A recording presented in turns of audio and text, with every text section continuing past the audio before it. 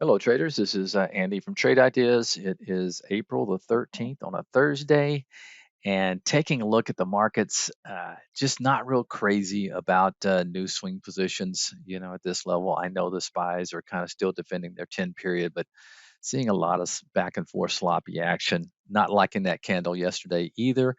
Qs actually look a little bit worse, down below their 10 and approaching their 20.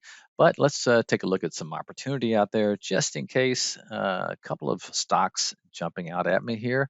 Uh, Ollie's bargain outlet holding up well here. A big pivot level at this, let's call it $60 range. If it does get above that $60, pretty decent short float of 16%. Not too bad, but it's a key level there.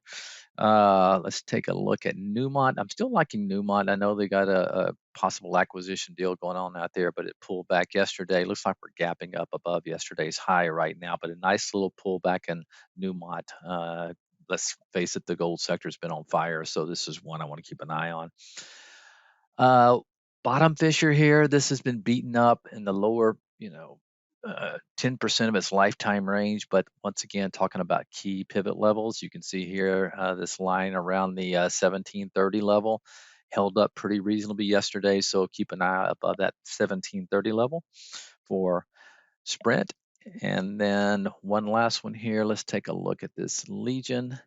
Since earnings had a little head fake down, but it's kind of building a wedge right here. So I think if it can take out this 5-day high, you might see a decent move in that LEGN above all its major moving averages as well.